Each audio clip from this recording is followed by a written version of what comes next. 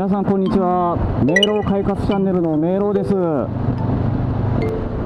日は何しに行ってるかというとですね、400X がですね納車されて、そこから本来であれば1ヶ月後に初回点検とか受けるんですけどね、よく走ってる人だったらその1ヶ月の間に1000キロ行くんですけど、僕の場合はそこまで走ってなかったんで、初回点検の時はオイル交換なかったです。で今1000キロ超えてですね、というかもう1622キロ走ってるんですけどね、初回オイル交換に行こうかなと思ってホンダドリーム姫路に向かってます。で暖かくなったから装備も薄着でいいかなと思ってたんですけどね、やっぱり普段通り厚着できてよかったです。歩いてる分にはねかなり暖かいと思うんですけどね、バイクにとったらやっぱりこの暖かいって言われてる日でも寒いですよやっぱり。久しぶりの元ブログなんですけどね、バイクはしょっちゅう、通勤とかで乗ってるんですけどね、こうやってちょっとどっかに行く用事ということは今年初ですね。これがホンダドリームに間に合いそうですね。ちょっと一時渋滞が続くんやったら間に合えへんかなと思って心配してたんですけど、よかった。最近なんかバイク動画で 400X 乗ってる人が増えてきてるみたいで、なんかのニュースで教習車になるかもっていう話もね、なんかちょっと見たことがあるんですけどね、中型免許の教習所で乗るバイクとして 400X が採用されるのかなってちょっと思ってたんですけどね、ほんまに乗りやすいバイクなんで、教習する生徒さんからしたらいいバイクだと感じて、合格率も上がるんじゃないかなと思うんですけどね。バランスも取りやすくって長距離も乗れて、で視界もちょっと位置が高いので良好ですしね。でパワーもあって、そんなやたらめったら重たくないバランスの取れた、クロスオーバータイプのバイクなんで、本当これ買ってよかったなと思うんですけどね。オイル交換ぐらい自分でやりたいなと思ってちょっと計画してたんですけどね、1000キロ走って、でそろそろオイル交換や、でもやっぱり自分でやりたいな、もうさすがにもう自分でやれるようになっておいた方がいいかなと思ってたんですけど、その準備段階何がいるのかとかいろいろ調べてる間に600キロぐらい走ることになってしまって、もうええわということでプロにお任せすることにしました。なんか自分でやると絶対になんか最後組み終わった後にどっかの部品が残ってて、これどこの部品やってなりそうな気がして怖いんで、結構速い速度で走ってるんですけどね。風は来ますけど、なんかこの前面にあるシールドが大きいから風の抵抗が CBR400R に乗ってた時みたいにあんまり感じないですね。乗りやすい。なんかこの乗りやすさをねずっと自分の中で考えてたんですけどね、なんか過去にこんな乗りやすい乗り物乗ってたなとか思いながら、で最近ちょっと思いついたんですけど、ママチャリに乗ってる感覚、高校の時とかずっとチャリンコで通学してたんですけど、その時もママチャリタイプのチャリンコで通学してたんですけどね、兄貴のお下がりやったんですけど、それが非常に乗りやすくて、でそのママチャリを乗ってるような感覚の姿勢でいられるんで超楽ですねこのバイク。だから自分の中でチャリンコの中ではママチャリ最強やと思ってるんで、すごい速く走るとかね、なんかすごい長距離行くとかってなったらちょっと別かもしれないですけど、それに近いようなバイクに乗れてるんですごい幸せなんですけどね、それぐらい楽やということです。うまい表現が見つからんかったんで、この 400X はママチャリの乗ってる感覚で乗れるんで、初心者の方にもいろいろ乗りこなして、また別のバイクに乗ろうかっていう方が選ぶバイクとしてもすごい向いてるんじゃないかなと思います。では別のね、400X 乗りの方が言ってたんですけど、このバイク乗ってる他に乗ってる人に出くわすことが少ないって言ってたんですけどね、確かに同種のバイクを乗ってる人があんまり見かけないですね。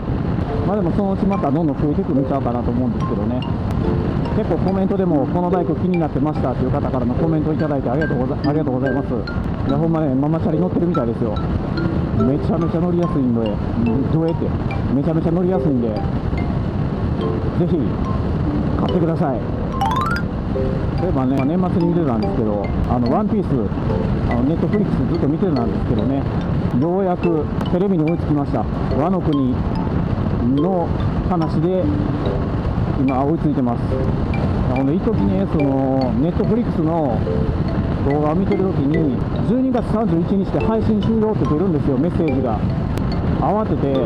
見続けたんですけど、そんなワノ国まで行けるかいみたいな、そんな 年内に絶対見終われへんやんけっていう状態でね、ワンピース他で配信してるサブスクないかなと思って、ワンピース見る期間だけ別のサブスクを頼むかなと思ってたんですけど、1月1日になっても見続けることができたんで、あれみたいな、なんなんその期限で、未だに見えてるっていうね、何だったんだろう、あの期限は。でも本当、ワンピースってね、っていうか、ワンピースだけに限らず、名作っていうのは、やっぱり名言っていうのがいろいろ残されてますよね。ワンピースの中でね、一番大好きな名言があって、それは皆さんもね、結構似た意見持ってる人も多いと思うんですけど、なんかの番組のランキングで、なんかエースが最後に死ぬときにね、こんな俺を愛してくれてありがとうっていうセリフが1位や言ってたんですけどね、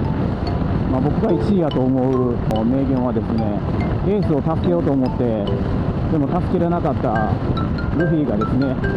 トラファルガーローに助けられて、洋ヶ島やったかな、そこに行ってですね、でも全てに絶望しているときにジンベエ親分に言われる言葉がすごい熱かったですね。捕まってる。失ったものばかり数えるな、ないものはない、確認しろ、お前に今残されているものは何だって問われた、ルフィがですね、仲間がいるっていうところがね、良かったんですけど、いやジンベエ親分かっこいいっすわ。そしてホンダドリームの約束の時間にも間に合いました。なんか約束しててその時間に遅れてくるとだんだんお腹痛くなってくるねんな。逆に待ち合わせ時間に早く着きすぎて、じゃあ時間潰すかって言って、なんか近くに本屋さんとか見つけて、本屋さんに行ったらまたそれもまたそれでお腹痛くなってくるんですけどね。なんか本屋さんの本棚、高い位置にある本棚とかに囲まれるとなんかお腹が痛くなる現象があるとか、なんか昔テレビやってましたけどね。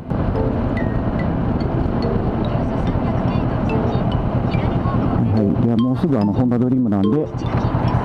オイル交換していきます。イエイ、大丈夫ですか。はい、なんか赤いバイクがある。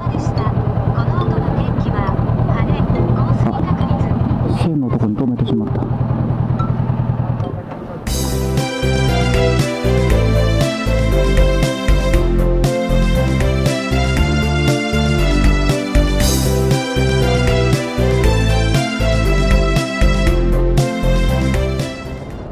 はい、ということで、ホンダドリームでオイル交換終わりました。なんか気持ちいい回転が良くなったような気がしなくもないというか、ホンダドリームさんでオイル交換待ってる間にですね、バイクのね、お店の納車納入する車を見たんですけどね、2階建てなんですね。写真も撮らせてもらったんですけど、こんな状態でバイクって納車されんねんやってお店にね、初めて見ました。でもなんかね、最近YouTube の方でストレッチ運動をですね、やってるんですけど、もともと肩こりもひどくてですね、腰痛もあってですね、年齢的に筋力も弱ってきたので筋トレやるかとか思ったんですけどね、筋トレより先にストレッチが大切やろうと思ってね、最近動画見ながらストレッチやってるんですけどね、なんか前ストレッチをやる前まではね、腰回りに違和感があったんですけど、やりだしてからね、マシになりました。なんだろう、こういうバイクに乗ってる時とかのね、けどやっぱりちょっとね、腰回りが違和感があったりとかするんですよね。でその YouTube でやってくれてるストレッチをやり始めてからね、普段の姿勢、何気ない姿勢でもちょっと違和感が感じたんですけど、それがなくなるんですよね。やっぱ筋トレより柔軟性ですね。もともと体が硬い方やったんで、年取ってきたらね、やっぱり筋肉とか筋が硬くなってくるんでね、ちょっとそれをほぐすためにもストレッチをやっといた方がいいかなと思ってやりだしたんですけどね、大正解です。皆さんもぜひやってください。ただで喋りにくいな、ただでね、